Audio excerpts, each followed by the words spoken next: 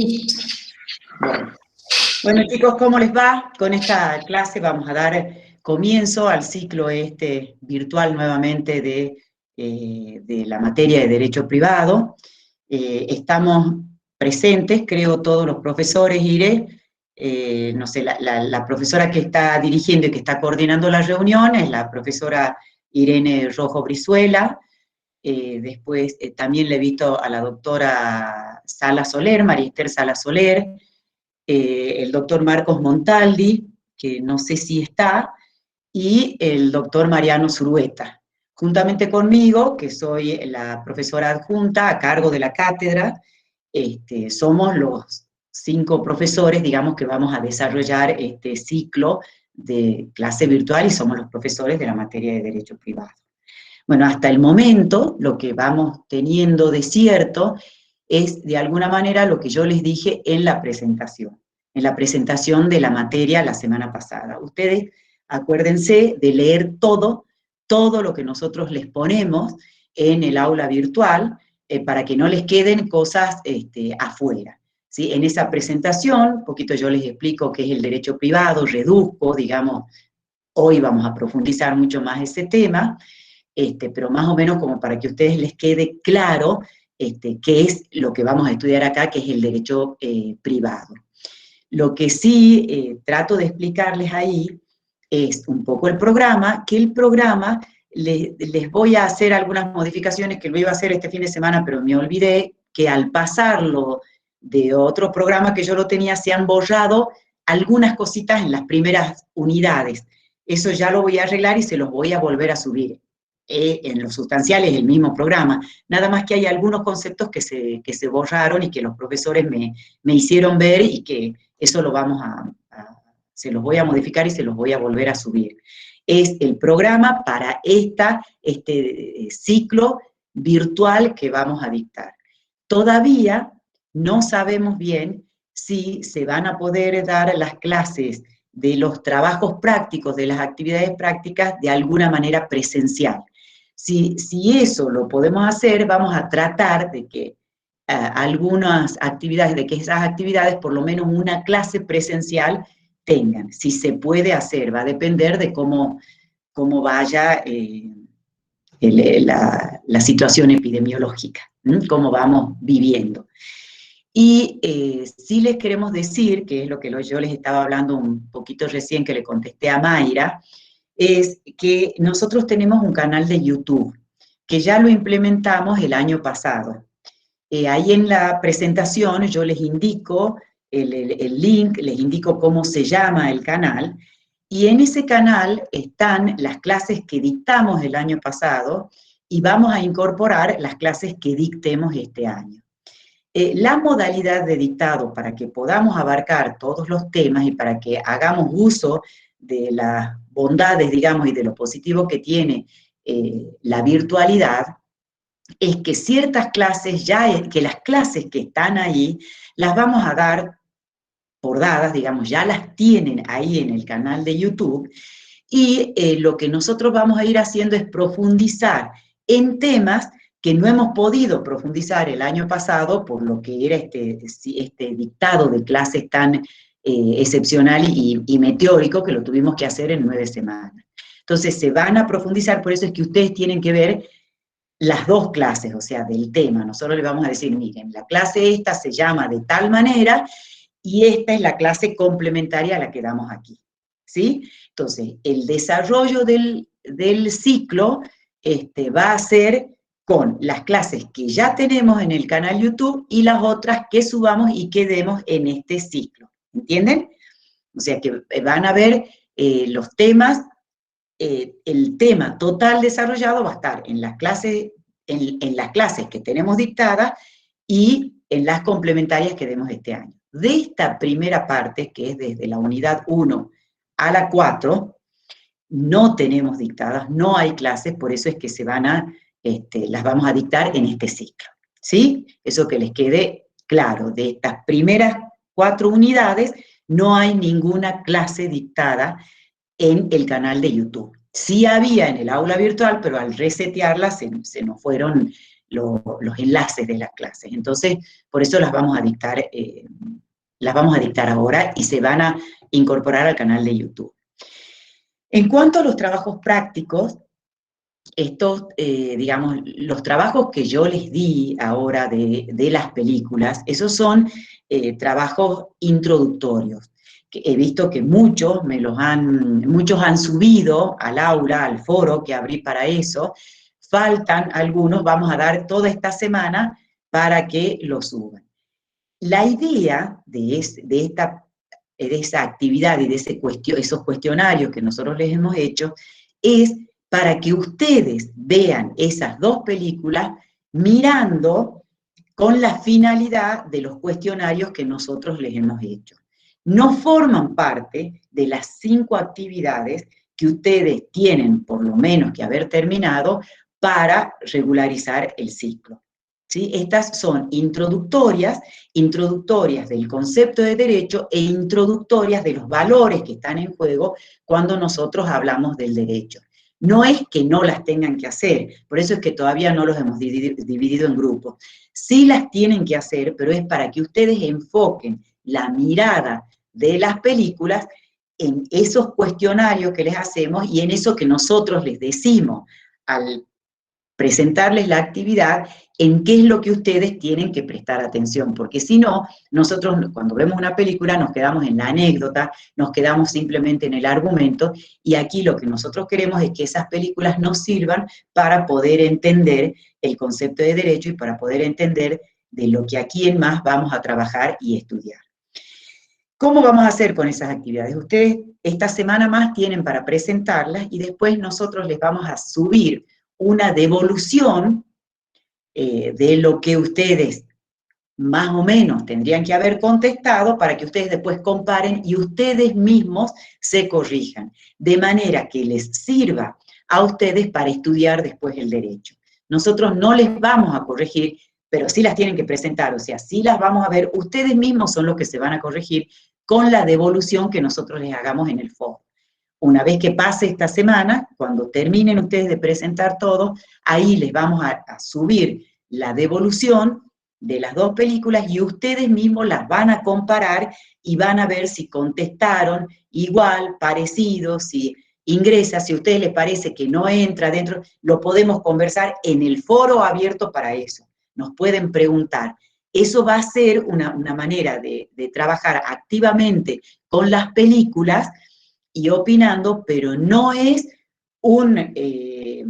las actividades que ustedes después tienen que aprobar para regularizar el ciclo, ¿sí? Es decir, a modo de diálogo, queremos que esto sea un ir y venir para que podamos entre todos interpretar las películas que hemos visto que son introductorias, les vuelvo a decir, de la materia que nosotros vamos a ver. Bueno, no me acuerdo qué más, como verán, el ciclo no es promocional, el ciclo es regular, con examen final, y para regularizar tienen que aprobar 2 parciales y un flotante, que el flotante va a ser recuperatorio de esos 2 parciales, y 5 trabajos prácticos o 5 actividades prácticas que les demos de todo el desarrollo del programa. Tienen que aprobarlos. Esas actividades sí nosotros las vamos a corregir y les vamos a hacer devoluciones, las tienen que aprobar para poder acceder a la regularidad. Una vez que ustedes sean regulares, van a rendir el examen final. ¿Sí? Ese es el sistema por el momento y vamos a ver si hay algunas otras modificaciones que el Consejo Superior nos diga en cuanto al dictado de la materia. Por el momento eso es lo que tenemos claro en la modalidad del dictado de la materia. ¿Sí? Bueno, vamos a empezar al desarrollo de la clase. Si tienen preguntas, después nos hacen y después les contestamos. Ahora vamos a empezar con el desarrollo de la clase, así empezamos avanzando con el programa. Hoy nosotros vamos a ver la primera bolilla, digamos, la primera unidad del programa. Cuando ustedes vean esta unidad, ¿qué es lo que tienen que tener en cuenta y qué es lo que tienen que aprender? Tienen que aprender el concepto de derecho, o sea, son los ejes centrales sobre los que se mueve esta unidad, sobre el concepto de derecho, sobre el concepto de las fuentes del derecho y cuáles son las fuentes del derecho, y sobre la importancia de la costumbre, con lo cual vamos a abarcar la cultura y el papel que juega la cultura en el derecho. ¿Sí? Esta es una unidad introductoria del derecho de la cual ustedes tienen que aprender qué es sobre cuál es la materia que recae lo que ustedes van a estudiar durante todo este ciclo lectivo. Es decir, ¿a qué vienen? ¿Qué es lo que ustedes vienen a estudiar en este ciclo lectivo? Para eso tienen que entender qué es el derecho, cuáles son las fuentes del derecho y cuál es el papel de la costumbre y la cultura en el derecho. ¿Sí?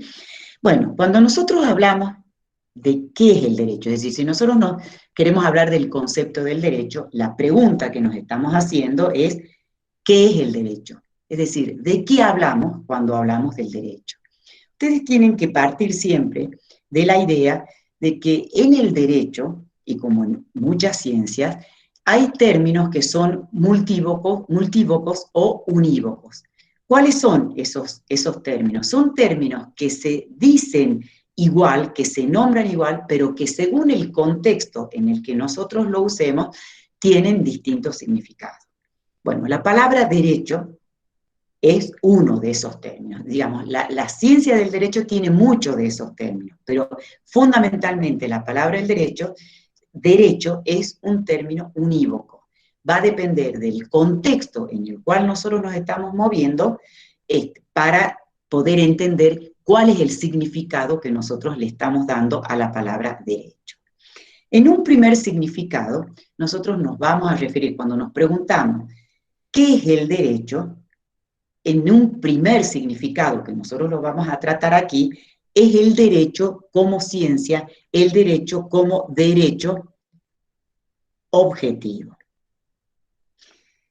La primera respuesta que nosotros nos tenemos que dar cuando hablamos del derecho es saber que el derecho forma parte de la problemática de la vida humana. Es decir, ocupa un lugar o un espacio en la problemática de la vida humana. Es decir, nosotros cuando hablamos y nos preguntamos qué es el derecho, el contexto dentro del cual nos vamos a ubicar es en una problemática de la vida humana. ¿Por qué? Porque en la vida humana nosotros vivimos, nos movemos, desarrollamos conductas y esas conductas están movidas por intereses. Intereses que no solo son económicos, ni tampoco intereses que responden al poder, a la fuerza que podemos ejercer unos sobre otros. Son múltiples intereses que nos aparecen a nosotros en la vida humana y que nos generan conflictos, porque nosotros vivimos siempre en sociedad, es decir, vivimos siempre junto a otras personas que tienen otros intereses y que en ese juego de intereses se nos chocan los intereses que nosotros tenemos y que generan conflictos. Entonces, es por eso que cuando nosotros nos preguntamos qué es el derecho, nos centremos que vamos a hablar de la problemática, de una parte de las problemáticas que se nos presenta en la vida humana. Ahora, dentro de la vida humana, nosotros normalmente estamos repartiendo. Cuando nosotros compramos, vendemos, cuando donamos, cuando nos casamos, es decir, repartimos conductas y dentro de eso bienes que forman parte de nuestra vida. Eso lo podemos hacer nosotros en la vida cotidiana. También hay funcionarios que forman parte del Estado que reparten. Es decir, ellos reparten porque dictan normas en las cuales dicen, bueno, si yo vendo de tal manera, el precio tiene que ser fijado de tal manera, el comprador va a ser tal persona, el vendedor va a ser el que ocupe este lugar. Es decir, ellos también están repartiendo bienes y resolviendo. Si hay un conflicto, debe interpretarse de esta manera. ¿Sí? Todos estamos repartiendo bienes, o como nosotros, personas que vivimos en la sociedad, o nosotros como funcionarios que repartimos, que son los jueces, podemos ser eventualmente los abogados, los contadores, los administradores, un intendente, es decir, todos aquellos funcionarios que formamos parte del Estado, cuando nosotros dictamos normas, estamos también repartiendo bienes. Este reparto que nosotros hacemos en la sociedad se lo hace en base a valores, ¿sí? A valores, es decir, porque yo valoro y considero que tengo que comprar tengo que contratar de tal o cual manera, me voy a casar con tal o cual persona, me voy a divorciar. Es decir, siempre detrás de nuestras conductas, o el Estado, cuando reparte bienes y dicta normas, también tiene en cuenta valores, ¿sí?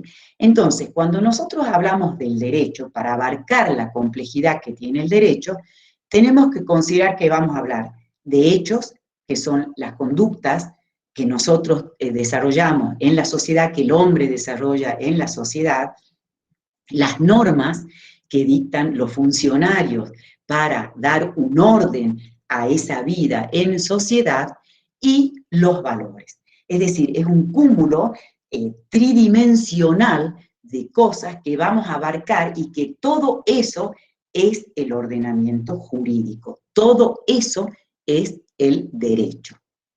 ¿Sí?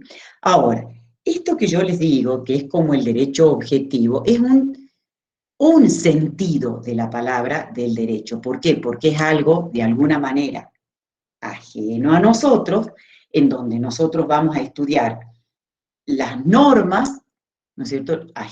Las normas que regulan conductas de los hombres y que lo hacen en base a valores.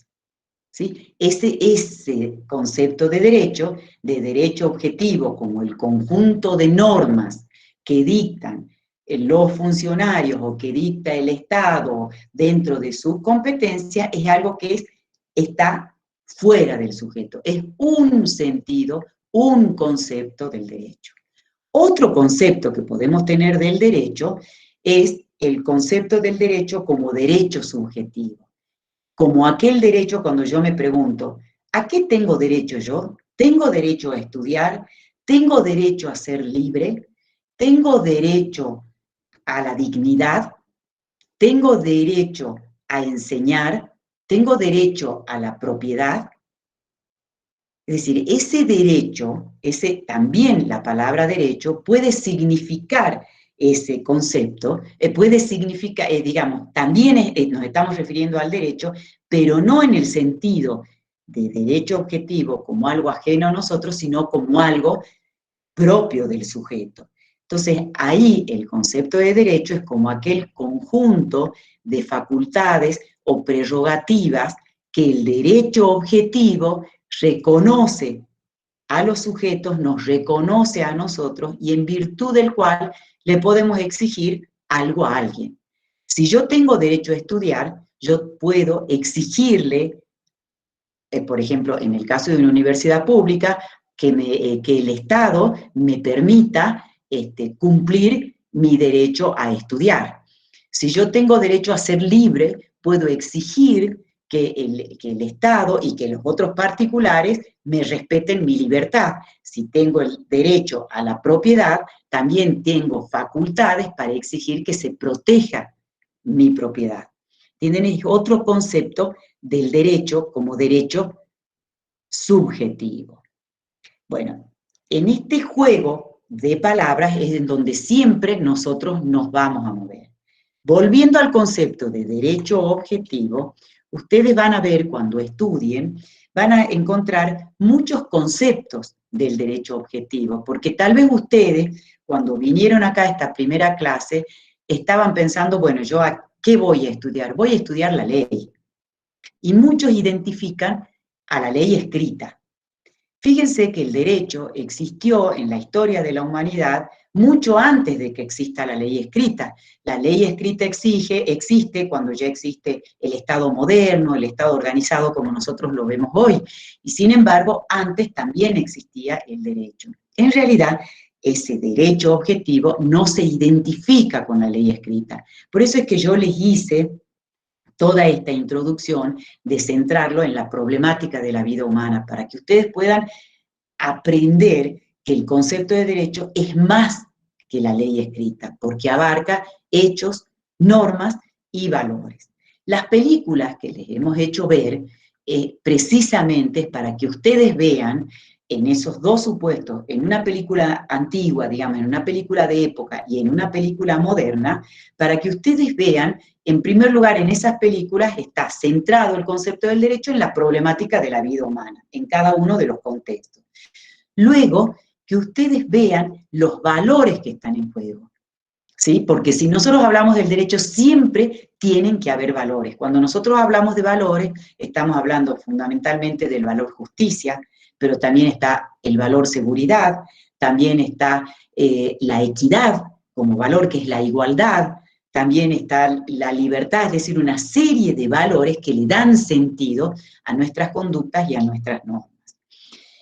El concepto que a nosotros como cátedra, ustedes pueden buscar múltiples conceptos, ya les vamos a poner la bibliografía que para esto pueden estudiar. Una de las bibliografías fundamentales son los clásicos, los autores clásicos, los autores antiguos, que son Jan Bias, también puede ser Borda, también pueden ser los autores que ustedes quieran, porque hoy con la virtualidad pueden entrar y decir concepto de derecho y ahí les pueden aparecer miles de conceptos de derecho y miles de artículos sobre el concepto del derecho. La que a nosotros como cátedra en principio nos gusta es aquel que dice que el derecho objetivo, acuérdense, es el orden social justo. Es decir, en la palabra orden social les está queriendo decir, no les está limitando el derecho a la ley escrita, sino a un orden. Es decir, el derecho es un orden. ¿De qué? De la sociedad. Es decir, son normas, que es más abstracto que ley, son normas que establecen un orden en la sociedad justo. Justo, en este sentido, significa que, ¿qué sentido le damos a la palabra justo? Adecuado, ajustado a las conductas que quiere regular. Es un orden, es una normatividad que se adecúa a las conductas que va a regular. Entonces, en ese concepto que parece tan abstracto y tan vago, estamos abarcando un cúmulo de cosas que yo les dije al principio, al decir orden, está ordenando la sociedad, son normas que ordenan la sociedad, justas en el sentido ajustadas a la realidad que quiere resolver y que quiere ordenar. Este concepto lo da este autor, Jan Bias, ustedes pueden adoptar el concepto que quieran. Lo que nosotros queremos que ustedes entiendan es que cuando hablan de derecho, no solamente están hablando de la norma escrita, sino que están hablando del ordenamiento jurídico que abarca los hechos, las normas y los valores. Todo eso deben tener en cuenta cuando ustedes van a aplicar el derecho, que ustedes sí van a ser operadores del derecho, no como los abogados, sino como contadores o administradores que sean de una empresa o del Estado, de lo que fueren como administradores.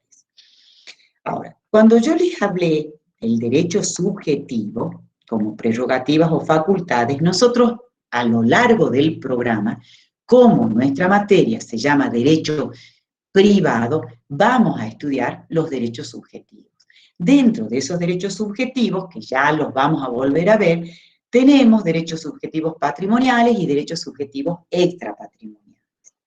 En esta primera parte y en estas 4 unidades vamos a ver una parte de esos derechos extrapatrimoniales a las cuales también se dedica el derecho privado. Los derechos extrapatrimoniales son aquellos derechos que nosotros tenemos y que no se refieren o que no se refieren al patrimonio o que no responden a los fines económicos que nosotros nos proponemos, como la libertad, como el honor, como la capacidad, como el Estado, etcétera, que nosotros tenemos, son derechos extrapatrimoniales que nosotros los tenemos, que pedimos protección, que los debemos resguardar, pero que están fuera del patrimonio. Y los derechos subjetivos patrimoniales, que son en esencia lo que nos interesa a nosotros en nuestra materia, son aquellos que tienen que ver con nuestro patrimonio, es decir, aquellos que responden a los fines económicos que nosotros nos hemos propuesto y que generan este juego de intereses que hace necesario que nosotros conozcamos cómo se puede resolver los conflictos que se presenten dentro de ellos. Esos derechos subjetivos patrimoniales son los derechos personales u obligaciones, los derechos reales, que son los derechos que tienen que ver con el patrimonio, que tienen que ver con la propiedad, y los derechos intelectuales, que son aquellos derechos que tienen que ver con la propiedad, pero con la propiedad intelectual. Es decir, son los derechos intangibles, son las patentes, los inventos, dentro de los cuales podemos incluir todos los software, todo esto que nosotros virtuales estamos analizando, digamos que estamos utilizando como método para dar estas clases virtuales, son esos derechos intangibles que forman parte de esos derechos patrimoniales, de esos derechos subjetivos patrimoniales que son los que vamos a desarrollar a lo largo del programa. Entonces, acuérdense que cuando ustedes hablan de derechos subjetivos, además de dar el concepto como estas prerrogativas o facultades que el derecho objetivo les reconoce a la persona humana, a nosotros, a los individuos, y en virtud de los cuales podemos exigir algo a alguien, ¿sí? Son los derechos subjetivos patrimoniales, son los derechos personales, que son el derecho de obligación, las obligaciones, los contratos, los derechos reales, que son los derechos que tienen que ver con la propiedad material de las cosas, y los derechos intelectuales, que son los que tienen que ver con los inventos, con las patentes, etc. ¿Sí? Otro concepto que nosotros tenemos que saber cuando hablamos del derecho, otro concepto es ¿a qué nos referimos cuando hablamos del derecho positivo y del derecho vigente? Cuando nosotros hablamos del derecho vigente, ¿sí?, nos estamos refiriendo al derecho que rige en un momento y en un lugar determinado. Es decir, el derecho que está rigiendo en estos momentos. Eso es el derecho vigente, que rige en un momento y en un lugar determinado, ¿sí? El derecho positivo es lo mismo. El derecho positivo de un Estado es el derecho vigente que tiene el Estado. ¿Cuál sería la oposición a estos conceptos? El derecho positivo se lo denomina así por oposición al derecho natural. Es decir, antes, digamos, en la historia del derecho, se consideraba que existía un derecho que era inmutable, un derecho que era válido para todos los tiempos y en todos los lugares, que siempre subyacía y estaba presente, ¿sí? Ese era el derecho natural. Por ejemplo, se creía que la propiedad individual formaba parte del derecho natural, que el matrimonio de mujer y de hombre formaba parte del derecho natural,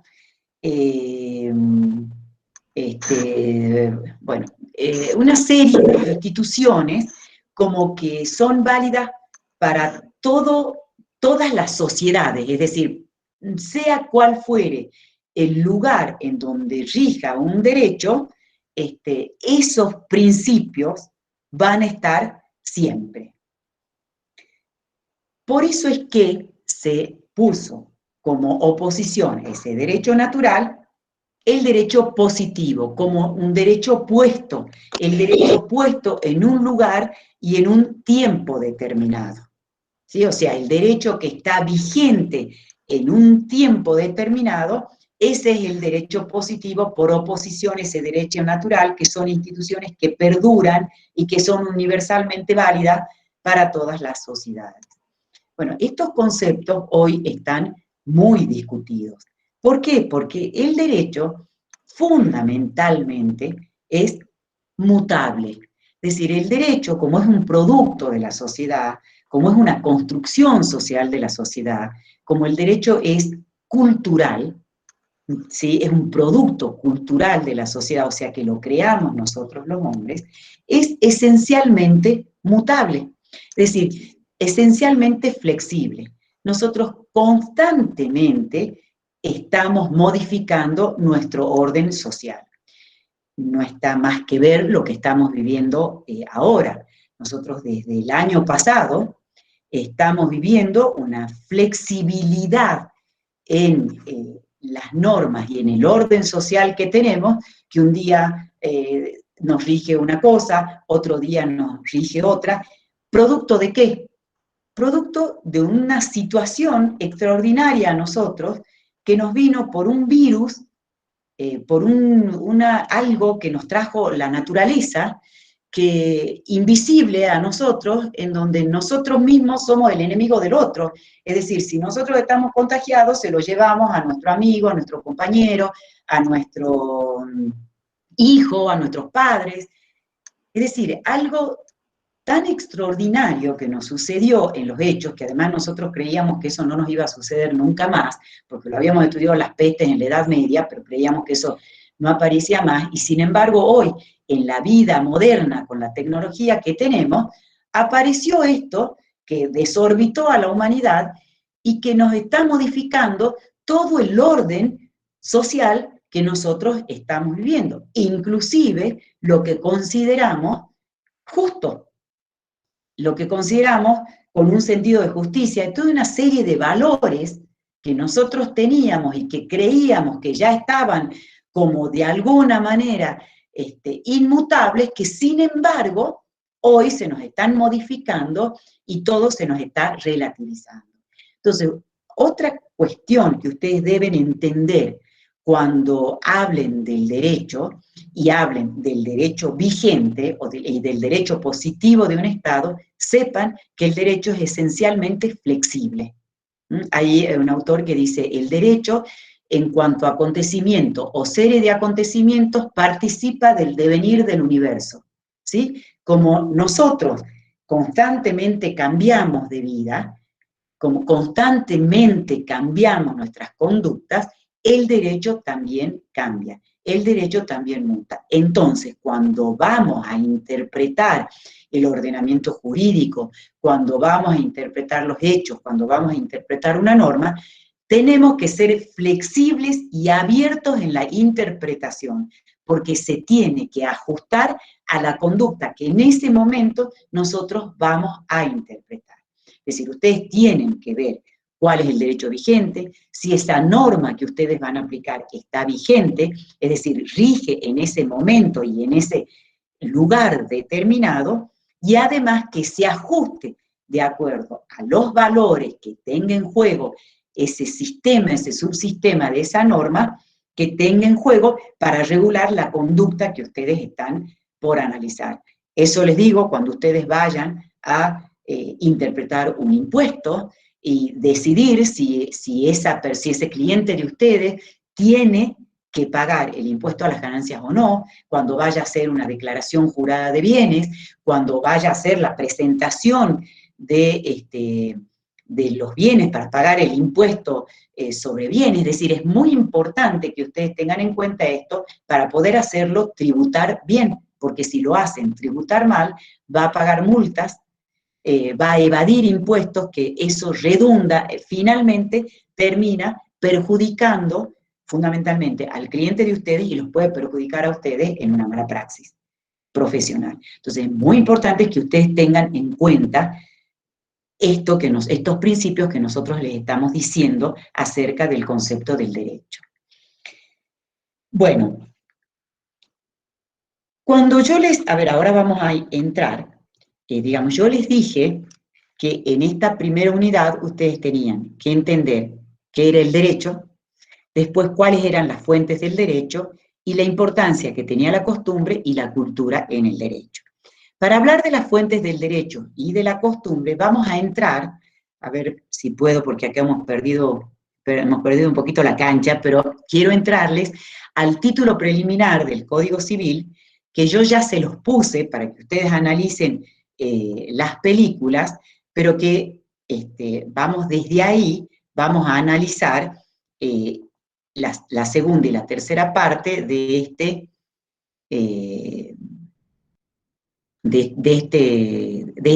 digamos, de esta unidad. A ver. Espera. Presentar toda tu pantalla. A ver, espera. ¿Está compartiendo? Aún no, Victoria. A ver. ¿Ahí? Ahora sí. Ahí está compartiendo. Bueno. A ver, esperen un poquito. Que vamos a presentar con diapositiva. Bueno. En el, digamos, yo, en el artículo primero del título preliminar del Código Civil, el artículo primero les dice, lo titula Fuentes y aplicación. Y les dice que los casos que este código rige, ahí está la palabra regular, quiere decir que eso es derecho vigente, los casos que este código rige deben ser resueltos según las leyes que resulten aplicables, conforme con la Constitución Nacional y los tratados de derechos humanos en los que la República sea parte. ¿Sí? En esa primera parte de ese artículo, les está diciendo cuáles son las fuentes del derecho. Por eso se llama fuentes y aplicación. Cuando nosotros hablamos de las fuentes del derecho, nos estamos refiriendo no al origen histórico del derecho, sino a los modos de expresión del derecho. Es decir, cuando nosotros vemos el derecho. ¿Sí? Es decir, ¿dónde se expresa el derecho? Entonces aquí les dicen, en las leyes que resulten aplicables conforme con la Constitución Nacional y los derechos humanos. Entonces, las primeras fuentes del derecho que ustedes tienen son la ley, la Constitución Nacional y los tratados de derechos humanos en los que la República sea parte. ¿Sí? Aquí les pone los tratados de los derechos humanos en los que la República sea parte al mismo nivel de jerarquía de la Constitución Nacional. Eso es muy importante porque cuando ustedes interpreten una ley, tienen que tener en cuenta lo que dice la Constitución Nacional y además lo que dicen los tratados de derechos humanos en los que la República sea parte. Esas son las primeras grandes fuentes. Bueno, ya vamos a seguir con el título preliminar. En este PowerPoint que yo les he subido, yo lo titulé, se lo subí a ustedes como título preliminar del Código Civil. En la última parte del PowerPoint tenemos el título preliminar, pero en la primera parte yo les puse los principios conforme a los cuales o los fundamentos que se tuvieron en cuenta para dictar y reformar el Código Civil que teníamos nosotros desde 1870, con las reformas que se le hicieron en el año 68, pero ¿cuáles eran los fundamentos? Porque es muy importante, uno, entender los fundamentos que tuvo el legislador para dictar las leyes, para así poder entender la finalidad que tuvo en cuenta en esa ley, y a partir de ahí podemos analizar los hechos, los valores y la norma. ¿Sí? Bueno, en esta primera firmina, yo ahí les pongo cuál es la ley que sanciona el Código Civil y Comercial de la Nación y que deroga el Código Civil anterior, es la ley 26.994, cuándo fue sancionada, cuándo fue promulgada. Eso ustedes cuando estudien la ley, que no se lo vamos a desarrollar nosotros acá, tienen que saber cuándo una ley se convierte en ley. La ley se convierte en ley cuando es sancionada por el Poder Legislativo y es promulgada por el Poder Ejecutivo. Aquí también en el título preliminar tienen los momentos en los que se sanciona, los momentos en los que se promulga, y ahí entra en vigencia, esa es una ley vigente digamos, que ya rige en un momento y en un lugar determinado. Así estamos con el Código Civil. Yo les hice esta primera firmina, les hablo de aspectos valorativos. Traté de ponerles, no sé si lo ven medio borroso, pero fíjense la foto de atrás, es una foto del carnaval nuestro. O sea, precisamente lo que intenté yo demostrar con esa foto, que ustedes interpretaran, es que estamos hablando de un código en el que tiene muy en cuenta la diversidad. ¿Sí? La diversidad. Porque acá, cuando ustedes estudien el concepto del derecho, van a encontrar autores que son autores en los que les dicen que el derecho es uno solo. Bueno, cuando nosotros nos enrolamos en la postura y ya hablamos de que estamos hablando de un derecho flexible, estamos hablando de un derecho plural. Es decir, un derecho en el que no es uno solo, que va a depender de los hechos y va a depender del contexto y de los valores que tengamos en cuenta. Puede ser que exista más de un sistema jurídico que lo resuelva. Lo que nosotros tendremos que ver, cuál de ese sistema jurídico es el que mejor se adecua a la conducta que nosotros estamos por resolver. Entonces, este código parte de esa idea, parte de una idea en donde el derecho no es único, sino que el derecho es plural. Es lo que se llama el pluralismo jurídico. Estamos frente a un derecho plural. Pueden haber más sistemas o puede haber más de un sistema normativo que lo resuelva. Por eso es que esta primera parte del artículo 1 del título preliminar les dice, los casos que este código rige deben ser resueltos según las leyes que resulten aplicables conforme la Constitución Nacional y los tratados de derechos humanos en los que la República sea parte. Ahí modificó todo el sistema de jerarquías que teníamos antes de leyes, en donde primero estaba la Constitución, después las leyes nacionales, después las leyes provinciales. Es decir, sigue siendo un sistema jerárquico, pero al incorporar los tratados internacionales sobre derechos humanos con jerarquía constitucional, se abre un espectro normativo que hace que nuestro derecho sea plural, es decir, que puedan haber más de un sistema jurídico para resolver ese conflicto, en donde nosotros, los operadores del derecho, dentro de los cuales están incluidos ustedes, tendremos que interpretar conforme a estos fundamentos que se han tenido en cuenta para dictar el Código Civil nuevo.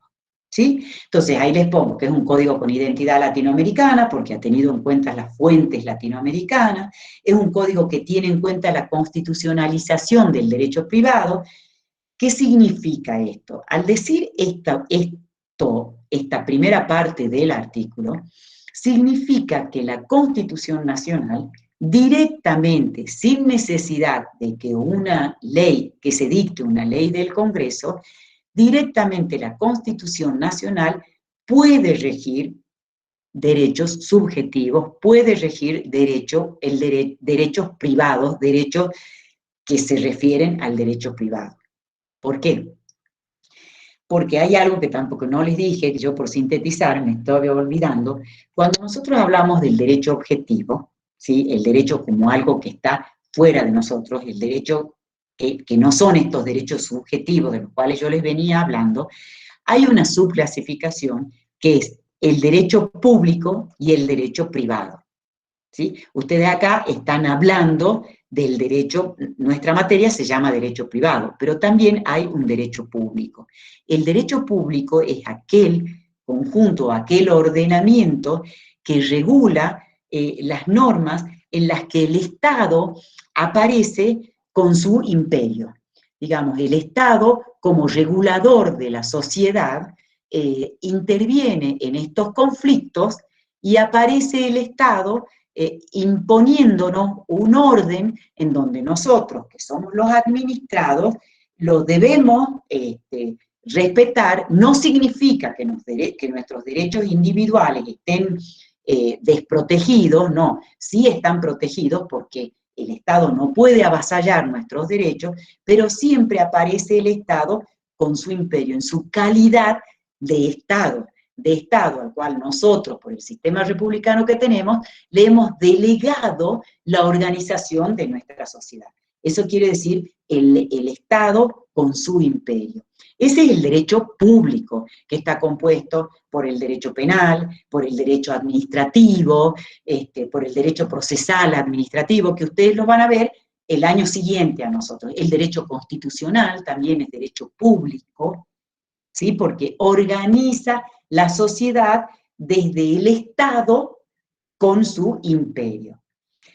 El derecho privado no, es como yo les ponía en la portada de la clase, digamos, del aula virtual, es aquel que regula las conductas que nosotros asumimos respondiendo a nuestros fines económicos, familiares, individuales, aquellos que hacen a la esencia privada de las personas y que nos regula desde que estamos concebidos en el seno materno, inclusive hasta después de nuestra muerte.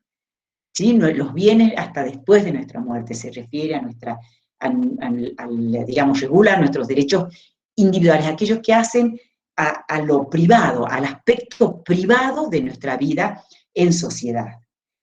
Bueno, la constitucionalización del derecho privado significa que el derecho privado, este ordenamiento jurídico que regula y que rige los conflictos en los que están en juego nuestros intereses privados, también va a estar regulado directamente por la Constitución Nacional y por estos tratados internacionales, sobre derechos humanos, ¿no? Sin necesidad que exista una ley del Congreso que regule esos derechos reconocidos por la Constitución o por los tratados internacionales. ¿Sí? Por eso es que cuando ustedes vayan a analizar un contrato, alguna cuestión que tenga que ver con impuestos, alguna cuestión contable que tenga que ver con la actividad profesional de ustedes, ustedes van a ver las leyes que se aplican y siempre tienen que tener en cuenta la Constitución y el Tratado Internacional sobre Derechos Humanos que se adecúe a eso. Por ejemplo, están los tratados de derechos civiles, económicos, sociales, los derechos del tratado que permite, o el derecho constitucional de unirse, de asociarse lícitamente, cuando vamos a ver la persona jurídica, la empresa, es decir, siempre van a tener que tener también en cuenta y abierto el Tratado Internacional sobre Derechos Humanos que se aplique a esa conducta, a ese conflicto que ustedes van a resolver. ¿Sí? Bueno, después les digo que es un código de la igualdad, es un código que tiene en cuenta el valor igualdad, pero no una igualdad formal, sino la igualdad contextual, la igualdad en la que en algunos casos es necesario que con la norma se equilibre la desigualdad natural o la desigualdad propia que hay por la vida humana que nosotros llevamos.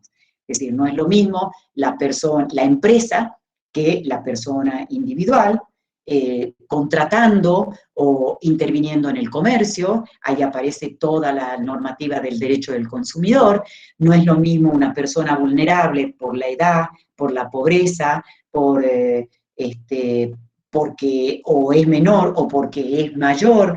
Vemos ahora, por ejemplo, cómo el tema de las vacunas, nosotros si habláramos de una igualdad formal, podríamos decir, yo también, que tengo menos de 60 años y que no tengo ninguna enfermedad base, tengo derecho a vacunarme. ¿Por qué están vacunando a todos los otros? Bueno, esa es una desigualdad contextual en donde la ley equipara la igualdad. Está bien, como vos no tenés, no sos persona de riesgo, porque no tenés más de 60 años por tu edad y porque no tenés una enfermedad que te pone en situación de riesgo, estás en una situación de alguna manera mejor que la persona que tiene 60 años, que por sí misma ya está en riesgo, o la persona que tiene menos de 60 años, pero que tiene una enfermedad que la pone en situación de riesgo. ¿Sí? Entonces, es la igualdad de los desiguales. Es decir, la normativa trata de equiparar la desigualdad. Lo vamos a ver mucho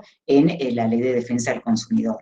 Bueno, un código basado en un paradigma no discriminatorio, es decir, no se puede discriminar, y lo vamos a ver en normas, no discrimina ni en razón de sexo, no lo prohíbe, de nacionalidad, de sexo, de raza, religión, edad. bueno, es un código que incorpora, ya lo vamos a ver, además de los derechos individuales, es decir, estos derechos que nosotros estamos viendo que son tan inherentes a nosotros mismos, también hay derechos colectivos que son inherentes a nosotros mismos, pero que trascienden a los intereses individuales. Lo estamos viendo. Hoy el derecho a la salud, lo estamos viviendo. Es decir, no solo cada uno de nosotros tenemos derecho a la salud, sino que es un derecho colectivo que le interesa a la sociedad toda. Por eso tenemos que ser responsables, por eso tenemos que cuidarnos, seamos o no personas de riesgo, seamos jóvenes, seamos viejos, tenemos que cuidarnos, porque si nosotros aumentamos el contagio, generamos para toda la sociedad un daño que lo viven peor quienes son más grandes o quienes tienen esas enfermedades mórbicas. Es decir, esos derechos colectivos son nuestros, pero además trascienden a nosotros, nos sobrepasan.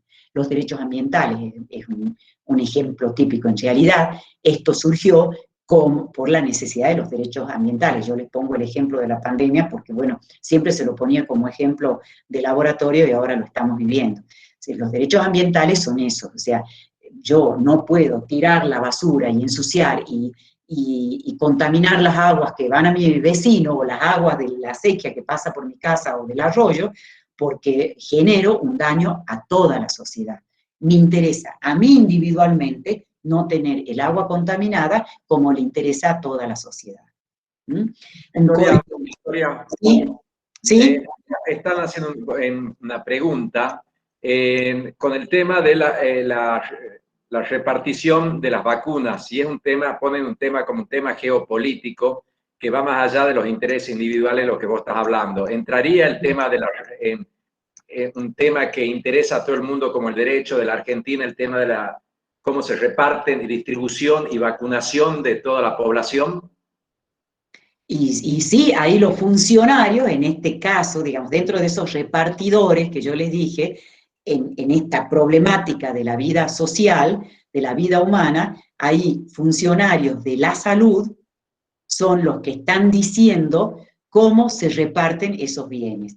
Y para el reparto de esos bienes están teniendo en cuenta qué grupos etarios son de mayor riesgo para la vida individual de ellos y para la vida en sociedad, porque ¿qué se está teniendo en cuenta en el reparto de las vacunas? Que no se sature tampoco el sistema sanitario.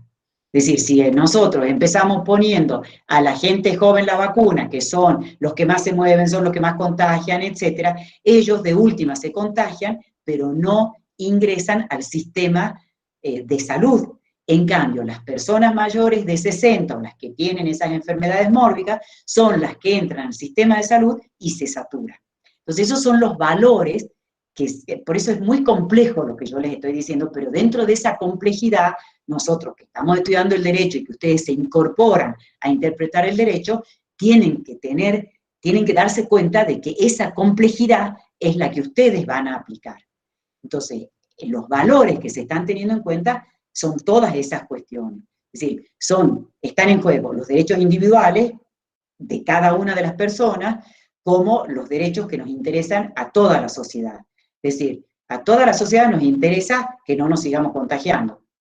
Otra cosa que nos interesa muchísimo es que el sistema de salud no colapse, porque si el sistema de salud colapsa, nos morir todos en la calle si necesitamos acceder. ¿Quiénes son los que más acceden al sistema de salud? Son las personas que tienen más de 60 años o que tienen esas enfermedades. Entonces sí es un ejemplo perfecto y que se adecua fantástico a estos repartidores en donde se fija un orden social diferente.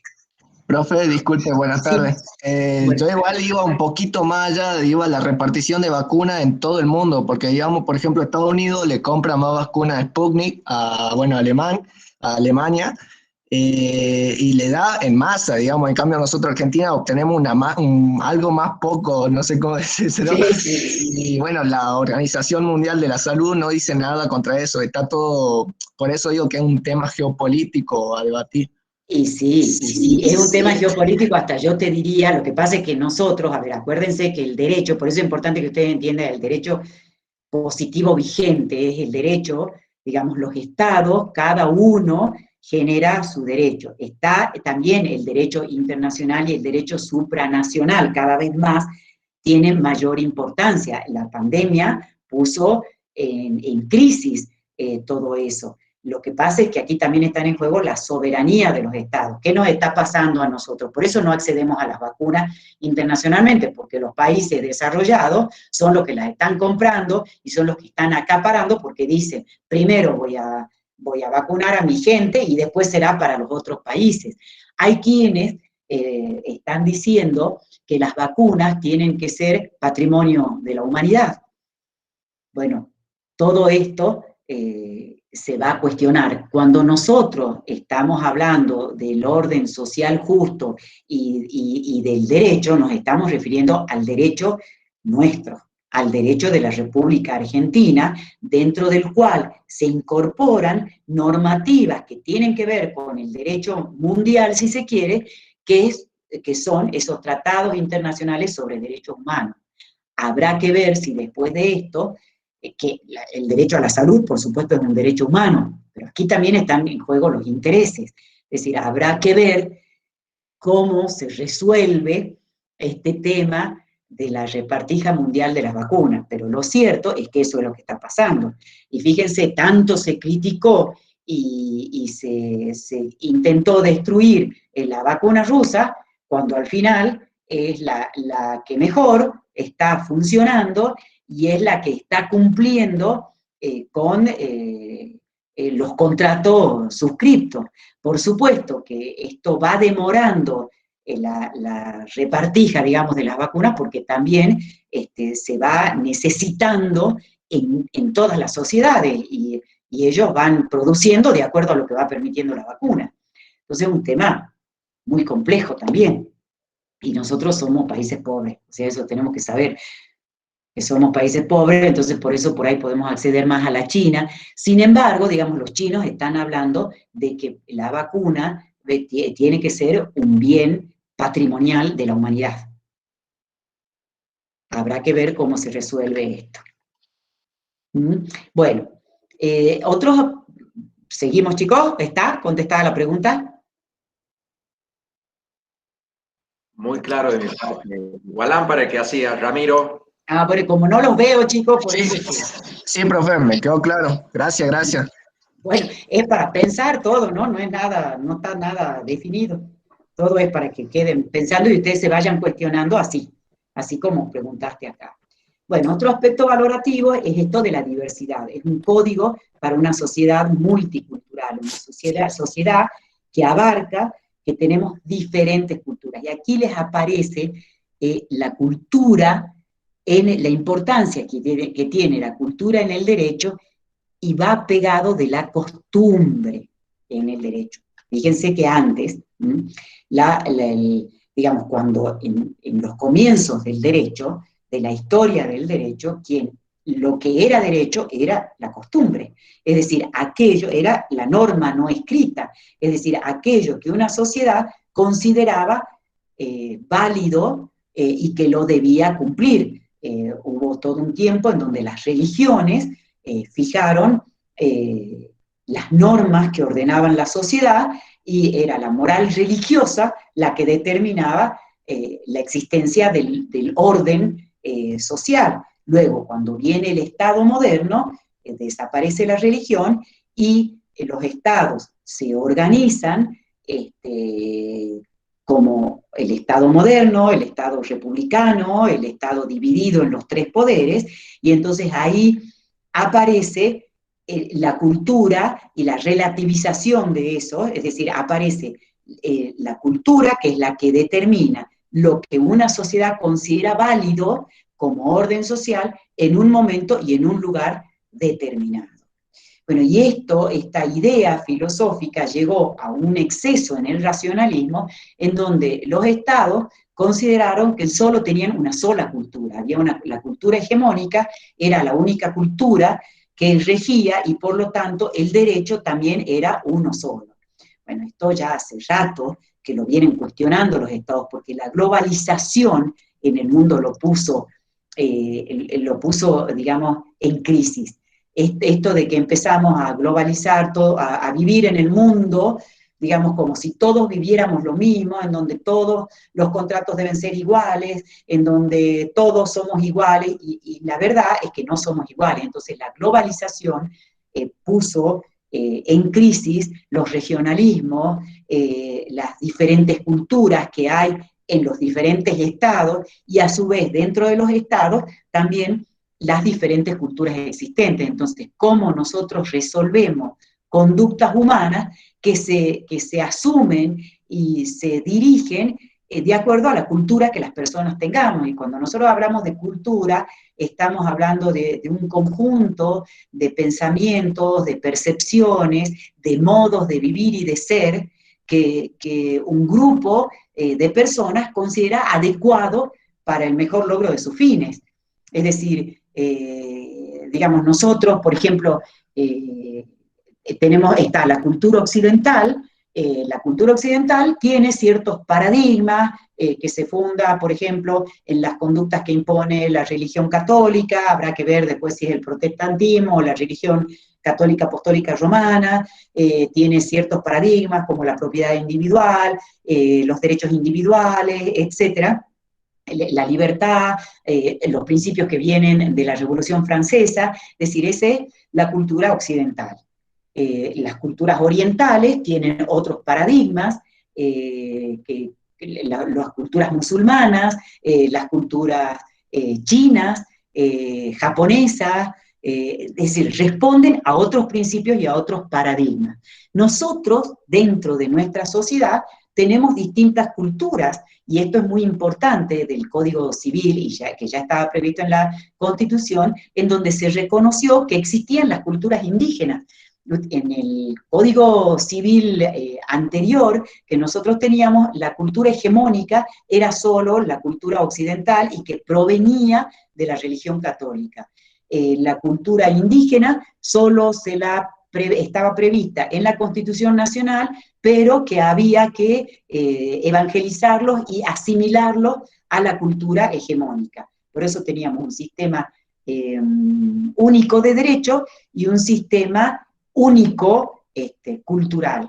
Hoy, desde la Constitución Nacional, que ya se modificó en el año 94, y ahora con el Código Civil, se considera una sociedad multicultural, una sociedad en la que conviven diferentes culturas y en particular la cultura indígena. El Código fundamentalmente lo tiene en cuenta esto en la reglamentación del derecho de familia, es decir, que hay diferentes formas de familia que provienen de esa diversidad cultural, y también en el reconocimiento de la propiedad comunitaria de los pueblos originarios. Entonces, esto es un principio también muy importante, pero que puede aparecer fíjense que particularmente la Argentina es un estado compuesto de muchísimas culturas, porque si bien por un lado tenemos las culturas más propias de acá, que son los pueblos originarios, también están todos los inmigrantes que vinieron y que formaron este estado, y que en muchos casos, nosotros aquí no lo vemos tanto, pero sí se ve en la provincia de Buenos Aires, en Córdoba, Santa Fe, es decir, en el centro del país, comunidades que mantuvieron las culturas del lugar de donde eran y que se asimilaron muy poco a la cultura hegemónica argentina. Bueno, puede ser que eso lleve a alguna manera de interpretar derechos que pidan protección, que tengan que ver por una forma de cultura diferente a la cultura hegemónica, o unas formas de familia, o unas formas de conductas humanas que tengan que ver con la cultura que ellos tienen. Entonces, por eso es muy importante tener en cuenta la importancia de la cultura en el derecho. En nuestro sistema, la costumbre, como representativa de una institución jurídica de la cultura, puede ser fuente del derecho, es decir, puede expresar el derecho, y si expresa el derecho es obligatorio aplicarla, en aquellos casos en que la ley le da la importancia de fuente del derecho. Cuando la ley se refiere a la costumbre y dice que en aquellos casos se regirá por la costumbre, ahí la costumbre es fuente del derecho. ¿Sí? Muchas veces lo vamos a ver en la regulación de los contratos, hay remisiones a las costumbres. En materia comercial hay mucha remisión a las costumbres. En materia de la propiedad comunitaria de los pueblos originarios, tenemos una vinculación directa a las costumbres ancestrales de estos pueblos, y ese sistema se regula por las costumbres ancestrales. Entonces, la costumbre también puede ser fuente del derecho, y a esto se refiere la última parte del artículo primero del título preliminar, cuando les dice, después de decirles cómo se interpretan las leyes conforme a la Constitución y los tratados de derechos humanos en los que la República sea parte, dice, a tal efecto se tendrá en cuenta la finalidad de la norma. Ahí les incluye los valores. Si yo tengo que saber cuál es la finalidad que tiene la norma al regular esa institución.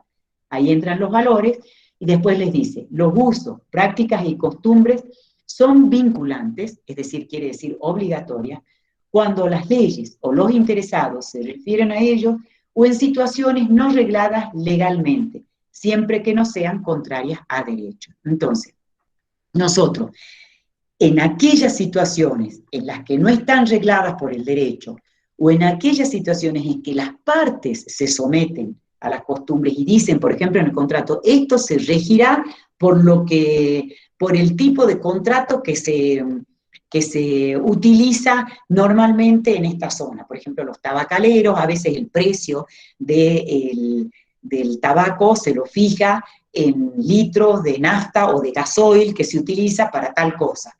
Es decir, se acostumbra y entonces las mismas partes establecen que ese va a ser el precio del arriendo, por ejemplo. Entonces ahí hay una remisión de las partes. O la ley expresamente dice se regirá por lo que las costumbres del lugar lo dispongan. Entonces, en esos casos, la costumbre puede ser fuente del derecho. Por supuesto, les dice que no se opongan, que no sean contrarios a derechos. Bueno, habrá que ver qué estamos regulando y qué se puede considerar contrario al ordenamiento jurídico. Es decir, yo diría algo ya que se oponga a la dignidad de las personas, a la libertad, al honor. Es decir, estaríamos dentro de cuestiones que son contrarias al ordenamiento jurídico. Ahí habría que establecer. Fíjense, yo en esta foto les puse una foto del carnaval nuestro, y acá, para decirles que es un código para la seguridad jurídica de las transacciones comerciales, que trata de darle seguridad, porque es muy importante para que vengan a invertir internacionalmente, es muy importante que nosotros demos seguridad. El valor seguridad es muy importante, como el valor igualdad, como el valor justicia, es decir, son los valores que regulan en nuestro ordenamiento jurídico. Hay toda una discusión si qué es primero, la seguridad jurídica o el valor, o la justicia, el valor justicia. El valor justicia, acuérdense, cuando hablamos de justicia podemos estar hablando de la justicia institución como el valor justicia. Hay quienes consideran que si nosotros damos seguridad jurídica, vamos a realizar la justicia. Otros como yo creo que primero es la justicia y luego es la seguridad jurídica. Es decir, para mí, lo que determina que el ordenamiento jurídico sea justo es la justicia del caso concreto, y eso va a dar seguridad en las transacciones que fueren. Para eso requiere, por supuesto, de conocer contextualmente el conflicto que se quiere resolver, porque el conflicto puede ser entre empresas multinacionales y empresas de acá, ¿no? Y saber cómo se resuelve mejor el conflicto conforme al valor justicia, es decir, cómo, de acuerdo al contexto, la resolución va a ser lo más justo posible. Acá, lo que yo les pongo en la foto es un mercado de Estambul, fíjense que esa es una bandera turca, intentando demostrar qué quiere decir la diversidad de culturas. Bueno, Esto no lo vamos a hablar, digamos, ustedes lo tienen, les voy explicando qué método se ha utilizado en el Código Civil, por qué se incluyó el título preliminar, cuáles son las funciones, eso ustedes léanlo, no lo vamos a desarrollar acá. Y en el título preliminar tampoco les voy a desarrollar todo, pero sí cómo ustedes lo tienen que interpretar, porque esto les sirve de base para interpretar todo el sistema jurídico, inclusive en muchos casos cuando ustedes estudien el derecho público el año que viene. Este título preliminar se compone de estos 4 puntos. Lo que nosotros hemos visto acá, que yo les decía, lo primero que ustedes tienen que saber es sobre el derecho y las fuentes del derecho, es la primera parte que el título les dice del derecho. Ahí les explica cuáles son las fuentes, el concepto del derecho, que es teoría, es lo que nosotros hemos visto, cómo se interpreta la ley y el deber de resolver que tienen los jueces. Eso se refiere al derecho en general, al ordenamiento jurídico. El segundo capítulo les habla de la ley, ¿sí? De la primer fuente, de la fuente más importante, pero que acuérdense, no se reduce el derecho a la ley. Es decir, no hay duda de que es la principal fuente, pero el ordenamiento jurídico está compuesto por hechos, que son las conductas, por las normas y por los valores. Todo eso tienen que tener en cuenta. Ahora, cuando hablamos nosotros de la ley, este segundo capítulo les dice para quiénes son obligatorias las leyes, para todos los ciudadanos extranjeros o todos aquellos que se encuentren en la República, rige este código, se entienden vigentes a partir del 8º día de la publicación o el tiempo en el que ellas determinen. Por ejemplo, el Código Civil estableció que empezaba a regir, no me acuerdo si decía a partir del 1 de agosto del 2015, si se modificó eso, bueno, pero el Código Civil se lo aprobó y entró a regir recién el 1 de agosto del 2015. No empezó a regir al 8º día de su publicación oficial.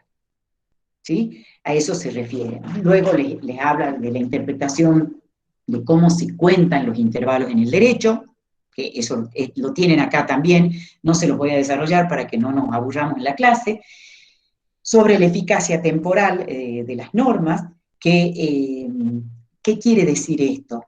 Es decir, cómo se aplican las leyes. Primero, cómo se cuentan el tiempo en el derecho, ¿sí?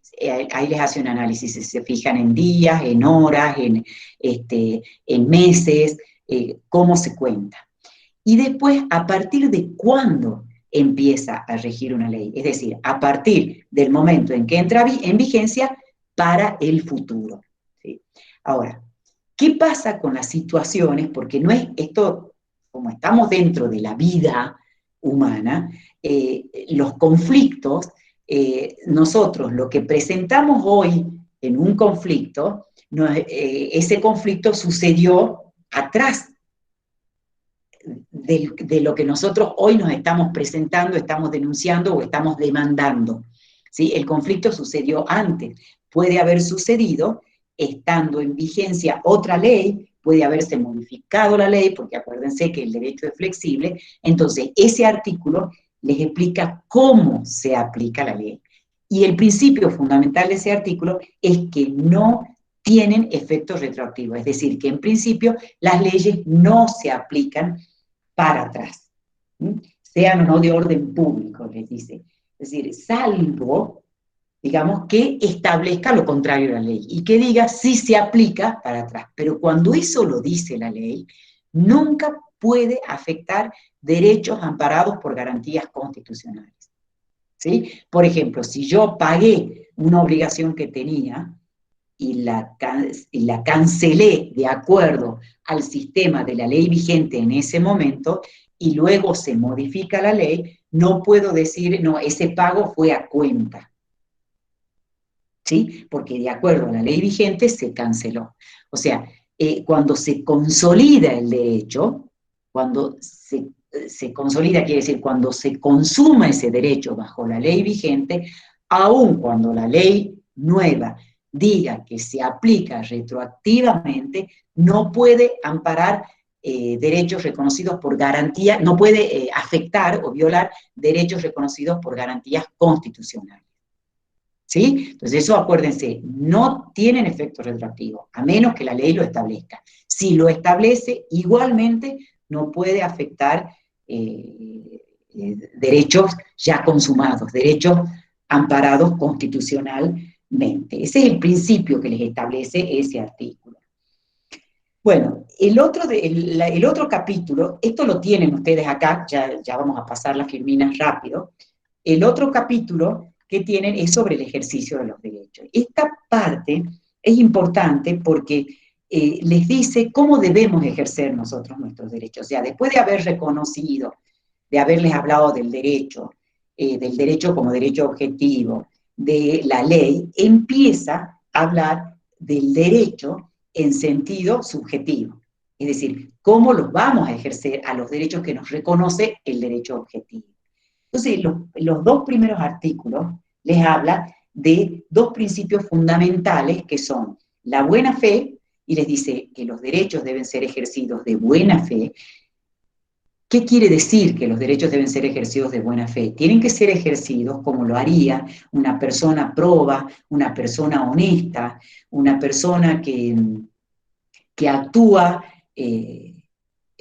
bien dentro de la sociedad, una persona confiable, no una persona mezquina, una persona que está tratando de aventajar al otro y quitarle lo que tiene. Es decir, una persona que en el ejercicio de sus derechos está pretendiendo que se reconozca su derecho, pero dentro de esos valores que son la confianza, de yo negocio con otro, pero confiando en que el otro no va a violar o no va a demostrar, digamos, no va a hacer conocer a todo el mundo el negocio que nosotros estamos trabajando, o hacer conocer ciertas cuestiones que yo le cuento que hacen a mi negocio que me podría perjudicar, o con la intención de perjudicar.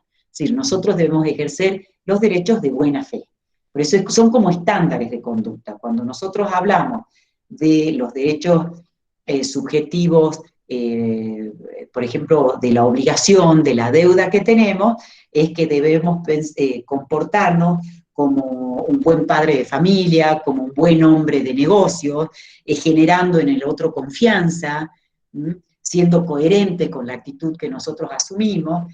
Cuando hablamos frente a los derechos de propiedad, es decir, a los derechos reales, debemos comportarnos como una persona honesta, proba, que no quiero quitarle al otro su derecho de propiedad, sino que se reconozca el mío, ¿sí? Eso es la buena fe. Lo van a ver ustedes en los manuales, un buen padre de familia, un buen hombre de negocios, esos estándares jurídicos se utilizan para la buena fe. En concreto se lo ve mejor y más, digamos, es más fácil de entenderlo e interpretarlo, que lo vamos a ver a medida que nosotros desarrollemos la materia. Luego, el artículo 10, que se refiere al abuso del derecho, es decir, nosotros, nuestros derechos individuales, no los podemos ejercer abusando de ese ejercicio. ¿Y cuándo se considera que nosotros estamos abusando? Cuando contrariamos el fin que el ordenamiento jurídico tuvo en cuenta para reconocerlo, o cuando excede los límites de la moral, la buena fe, las buenas costumbres. Y aquí aparece otro gran tema del derecho, que ustedes lo van a ver cuando lo estudien, es que sí, cuando nosotros hablamos del derecho, también estamos incluyendo las normas morales. Es decir, por un lado nosotros tenemos las normas, las leyes, que es la ley como aquella norma dictada por los organismos competentes del Estado dentro del uso de su competencia, la ley escrita. ¿Sí? Y también tenemos otras normas que nos rigen, que son las normas morales, es decir, aquellas normas que provienen de nuestra conciencia, en donde si soy una persona buena o mala, si soy una persona, digamos, que vive conforme a principios morales que significan respetar al otro, respetar en su persona, digamos, pero desde lo que me dicta la conciencia, no ya desde lo que me impone el legislador. Durante mucho tiempo se dividió esto, una cosa son las normas morales y otra cosa son las normas jurídicas, y lo van a ver ustedes en los manuales de los que estudien. Sin embargo, y siempre también se dijo, hay mucha vinculación. Si bien hasta que se modificó el Código Civil, y si se quiere ya en el año 68, nuestro sistema jurídico privado estaba muy vinculado a la religión católica apostólica romana. Ya en el año 68, esto empezó a desvincularse, y en donde la moral con la cual se vinculaba no era tanto una moral religiosa, no tanto, porque todavía subsistió, pero sí una ética que proviene de la conducta humana, que hace a la vida en sociedad, y que proviene también de nuestras conciencias, pero no solamente dictada por la religión, porque podemos tener distintas religiones, sino aquellas conductas éticas que el hombre debe asumir para vivir en sociedad. Es decir, en ese sentido se utiliza hoy la palabra moral. Entonces, ¿hasta qué punto está desvinculada? En realidad no está tan desvinculada. Yo no voy a poder pretender imponer mi moral religiosa, por ejemplo, en la que yo considero que, un tema fundamental que lo hemos visto ahora, en el aborto, por ejemplo, es muy respetable la gente que, porque tiene una moral religiosa, católica, apostólica, romana, considera que el aborto no está bien, y que el aborto legal no está bien, es respetable. Pero también es respetable al otro cúmulo de gente de la sociedad, en donde considera que el aborto legal, es decir, no el aborto indiscriminado, sino que el reconocimiento del aborto en la ley, conforme a ciertas pautas que establece la ley, se puede hacer porque hay un grupo de gente en la sociedad que lo practica porque no tiene esa moral religiosa, pero que lo puede practicar, y que es mejor que lo practique legalizado a que lo practique clandestinamente, en donde se mueren las mujeres, en donde dejan ese, como una cuestión de salud pública. Son tan respetables una opinión como la otra, pero el Estado, la ley, el ordenamiento jurídico, como es plural, como abarca diferentes culturas y diferentes morales, tiene que abarcar ese abanico. Entonces, eso es lo que de alguna manera hoy está cada vez más difusa la diferencia esta entre las normas de derecho y las normas morales. Lo importante es que ustedes entiendan que cuando se habla de las normas morales, no se está hablando de la moral religiosa, sino de la moral ética que debe acompañar a todos los individuos en una sociedad. Bueno, este artículo, fíjense que les dice que se considera que estamos abusando de nuestros derechos cuando contrariemos o cuando excedamos los límites impuestos por la buena fe, la moral y las buenas costumbres. ¿Sí? Ahí lo está vinculando. Y otro principio muy importante que tiene este capítulo, que, bueno, está el abuso de la posición dominante, que se refiere a un principio comercial, si se quiere, de las empresas, que es muy importante que ustedes sepan que alguien que está teniendo una actitud monopólica y demás, las leyes lo condenan y se puede denunciar, eso ya lo vamos a ver. Y otro principio fundamental acá es el orden público y el fraude a la ley. El orden público es un principio que ustedes tienen que saber que las leyes, cuando son de orden público, son leyes en las que los particulares no las podemos modificar. Cuando la ley tiene en cuenta el orden público, la finalidad que persigue es proteger un bien que le interesa a la sociedad toda. Es decir, el orden público está compuesto por una serie de principios a los cuales la sociedad los considera fundamentales para su organización. Por eso es que nosotros los particulares, por medio de contratos no los podemos modificar. Por ejemplo, hoy todo lo que está sucediendo en materia de salud y en materia de pandemia está en juego el orden público. Por eso, tanto los decretos de necesidad de urgencia que se dictan como las normas que se dictan, no podemos nosotros decir, pero yo no estoy de acuerdo con eso, no lo voy a cumplir. Lo tenemos que cumplir porque forman parte del orden público, ¿sí? Es decir, de aquel conjunto de normas y principios a los cuales los particulares no los podemos modificar. Por oposición a las leyes de orden público están las leyes supletorias.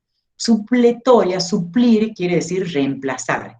Esas leyes, en donde el derecho privado tiene muchas, sin embargo, cada vez menos por la constitucionalización del derecho privado, pero de todas maneras siguen habiendo muchas, significa que nosotros los particulares las podemos modificar o las podemos dejar sin efecto en una negociación, es decir, en un contrato, ciertas cuestiones que las vamos a ir viendo nosotros a medida que desarrollemos la materia, las podemos modificar, o podemos decir, bueno, en este contrato esto no se va a aplicar. O sea, siempre y cuando no estemos excediendo el límite impuesto, o el límite que está determinado, o por la finalidad que tuvo el legislador al reconocerlo, el ordenamiento jurídico, o porque exceda la moral, las buenas costumbres o la buena fe, siempre con esos límites, nosotros vamos a poder dejarlo sin efecto, en tanto y en cuanto la ley no se diga, no se declare como de orden público. Cuando las leyes dicen que son de orden público,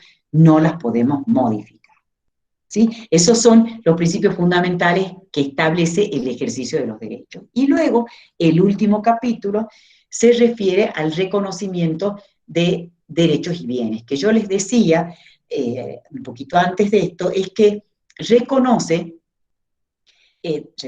nuestros derechos subjetivos, por supuesto los derechos individuales, como ya venía reconociendo, pero reconoce nuevos derechos.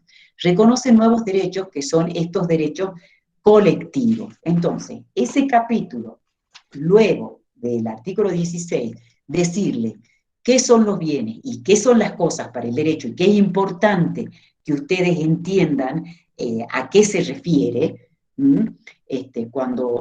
cuando dice qué son las cosas y qué son los bienes, ¿sí? Que la importancia de lo que nosotros interpretamos por cosas es que sea, o por bienes, es que sea susceptible de apreciación económica, susceptible de tener valor económico, que esto ya estaba en el Código Civil antes.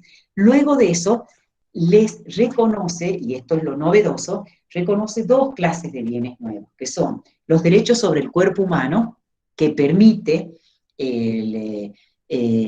la posibilidad, digamos, los derechos sobre el cuerpo humano no tienen un valor económico, ¿sí? Que es lo que dijo en el artículo anterior, que las cosas de las que trata el código son aquellas que son susceptibles de apropiación económica. Ese es el principio fundamental.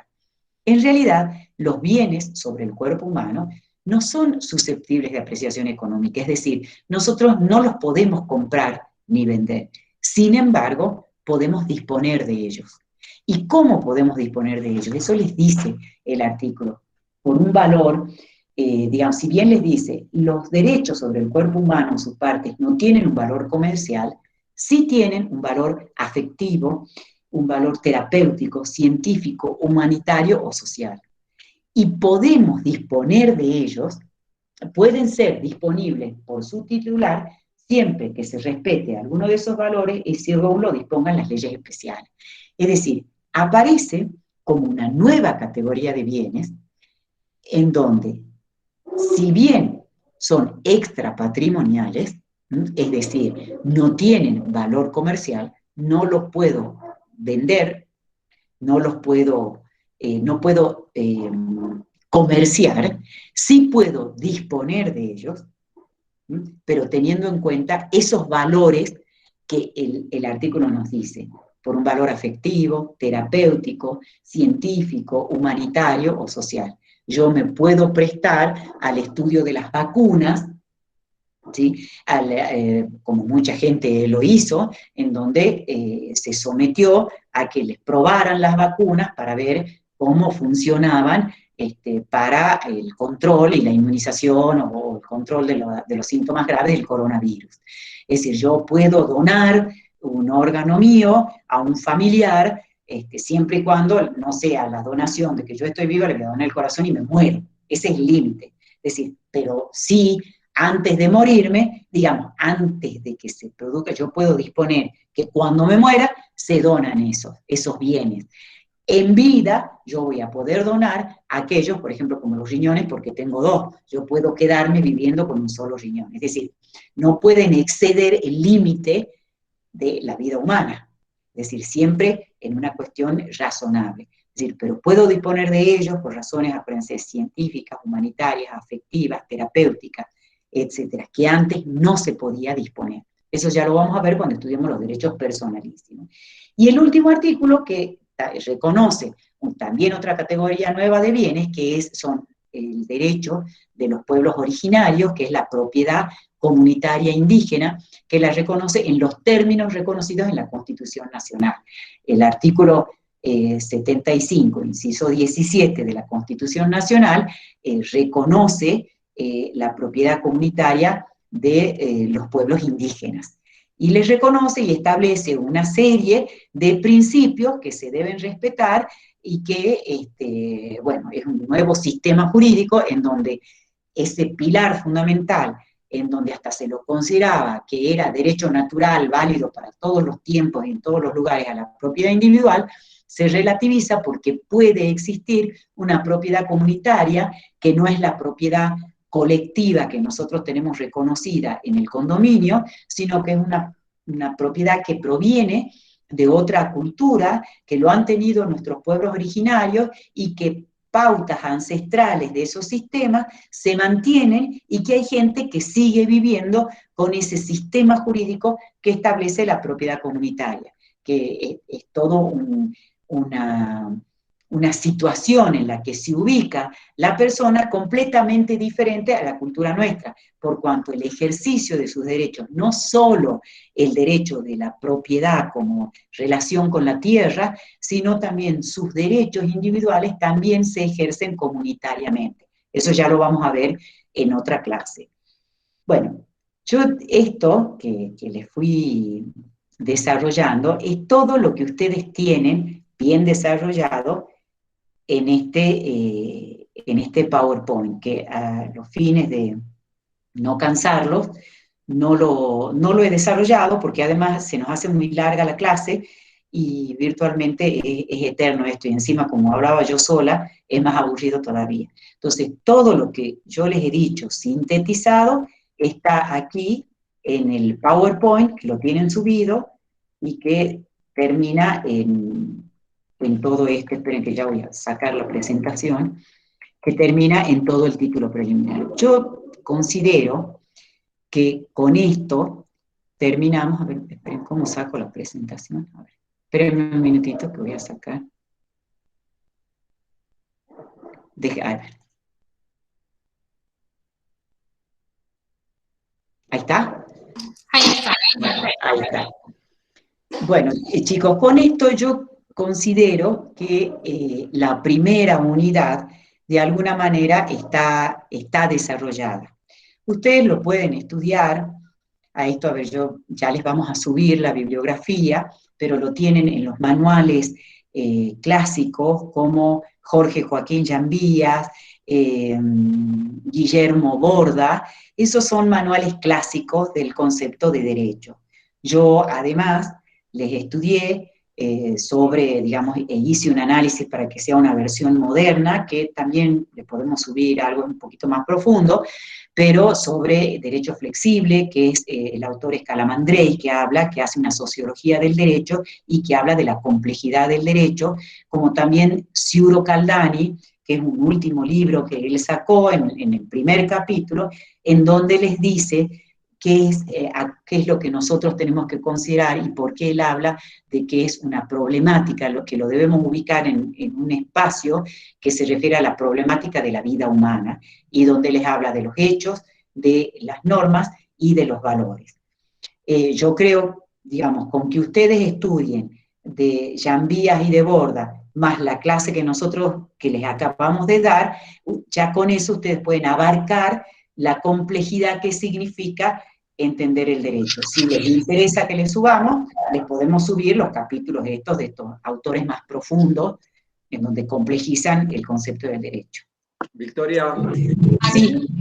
Una de las preguntas, Ramiro de vuelta, pregunta si estas bibliografías que mencionás ya están en el aula virtual. Vos has dicho que vas a subir algunas, ahí va un enlace que es la bibliografía principal para la primera parte, ¿no?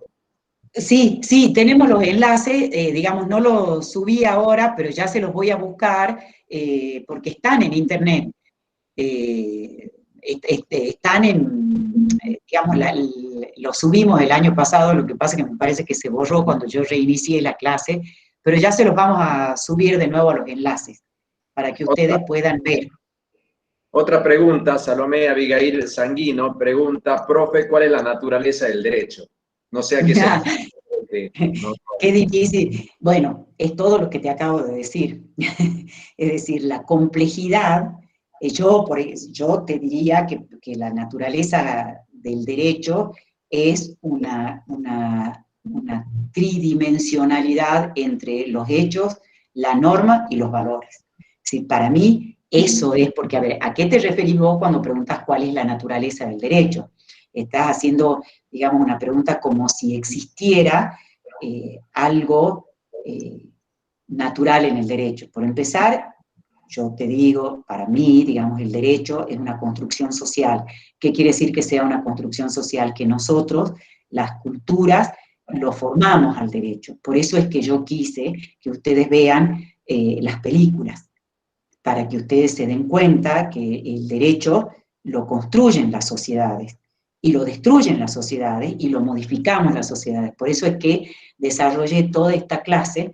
Escúchenla varias veces para que ustedes puedan entender la complejidad de la que hablamos cuando hablamos del derecho, porque estamos hablando de una construcción social y cultural. Victoria, yo te voy a hacer una pregunta, porque vos hablaste de seguridad jurídica, estamos hablando de justicia, de dar a cada uno lo suyo, y me puse a pensar ahora, cuando el presidente el año pasado, en su mensaje, y también los gobernadores, ellos valoraban más una vida que la economía.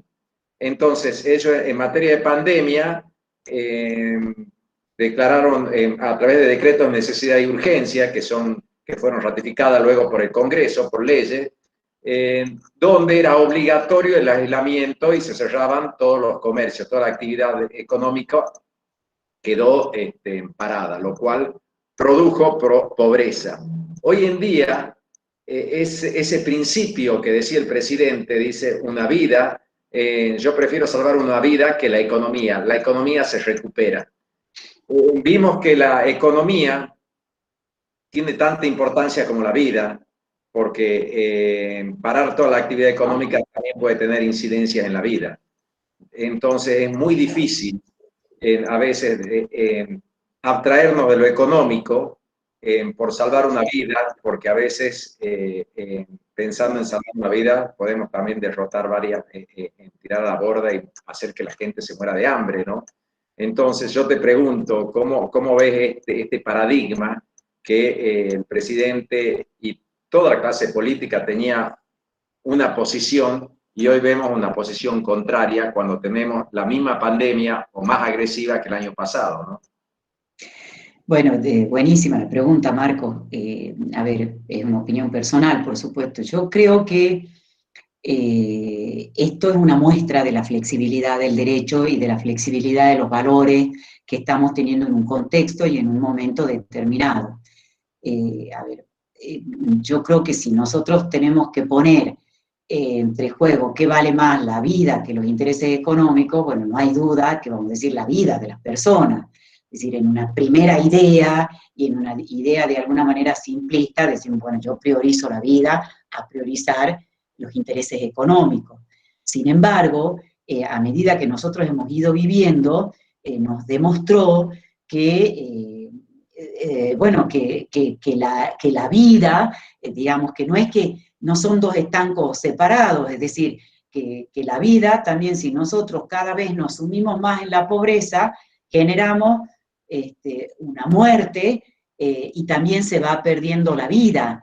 Entonces, eso nos demuestra la complejidad de resolver un conflicto frente a los intereses que están en juego y frente a los conflictos que nos pone la sociedad y la vida humana. Yo creo que hoy, digamos, que si bien estamos en una situación capaz que peor a la que estábamos el año pasado, yo creo que no es peor en este sentido. Hay todo un año en el que hemos vivido y hemos tenido experiencia, hay una tecnología que se desarrolló nueva, que son las vacunas, y hoy hay un grueso importante de la sociedad que está vacunada. Y está vacunada no solo las clases acomodadas e importantes, o importantes si se quiere, o las clases que organizan la sociedad, como los funcionarios, las clases medias, las clases altas, sino también, digamos, se está vacunando a las clases vulnerables.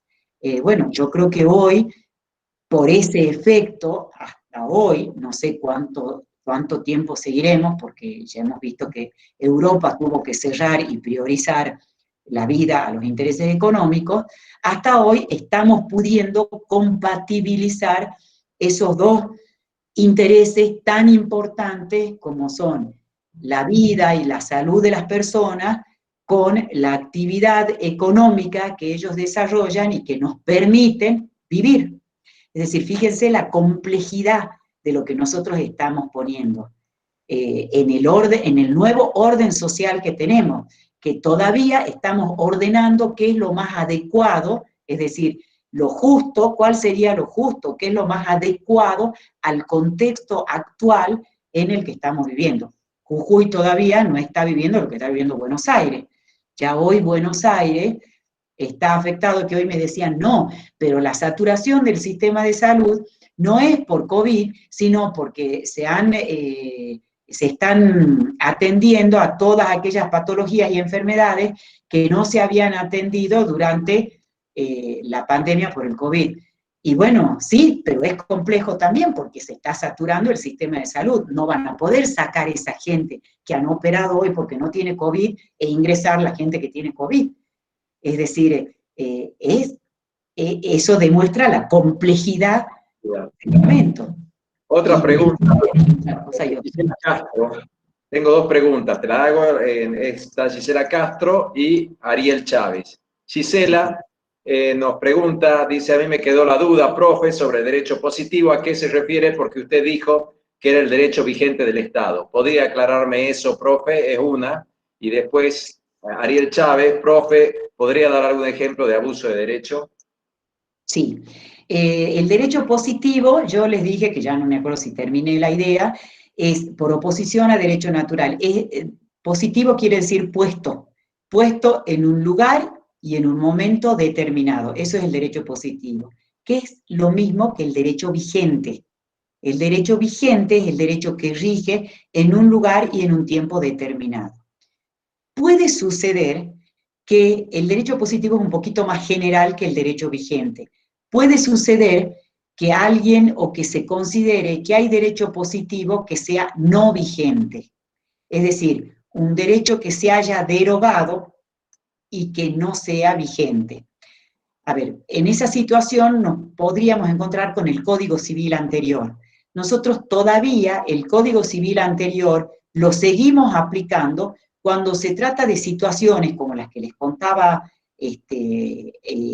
sobre la aplicación retroactiva de la ley, que se tratan de situaciones que se consumaron y que se quedaron definitivas bajo la vigencia del código anterior.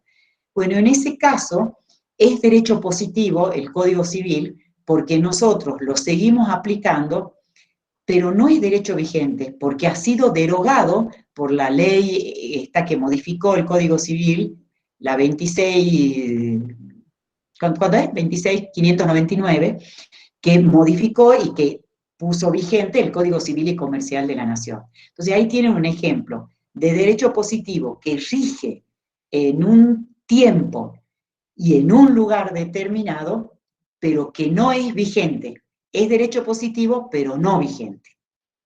¿Sí? O sea, por lo general, el derecho positivo se podría decir que es lo mismo que el derecho vigente, salvo en estas situaciones como el Código Civil, que es un derecho positivo no vigente.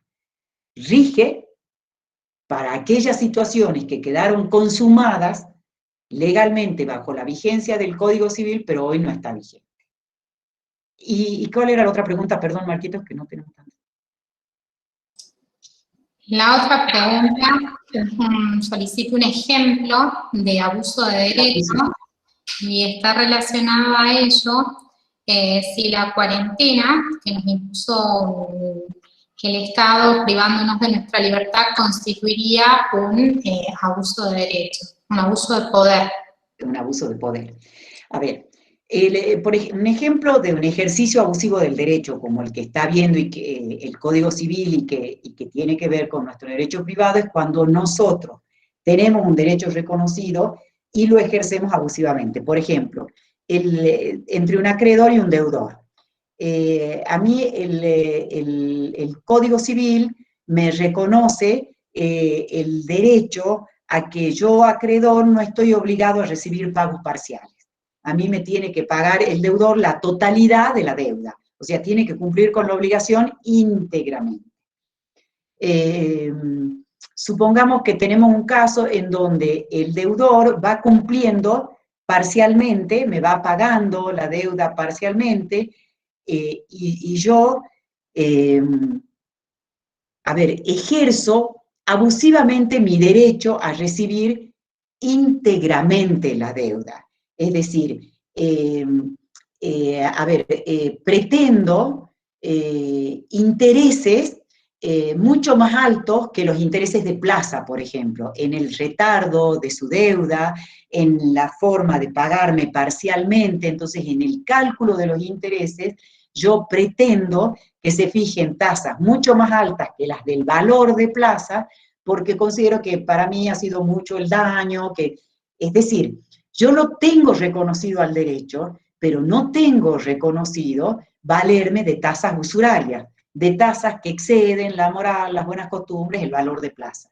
¿Me entienden? Entonces, una pretensión de intereses usurarios es un ejercicio abusivo del derecho. Lo que pasa es que en el caso concreto tenemos que ver cuando un interés es usurario, cuando el interés excede el valor de plaza, el valor del mercado.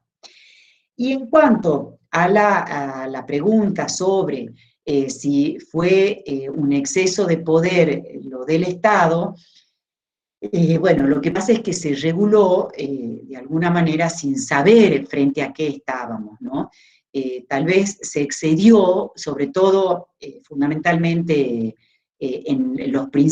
al principio de la pandemia, cuando no teníamos pandemia, y cuando de alguna manera se controlaba tanto y no nos permitían salir sin que hubiera circulación del virus, se podría haber dicho que había un abuso de poder, que no es lo mismo del ejercicio abusivo de los derechos individuales de los que estamos hablando.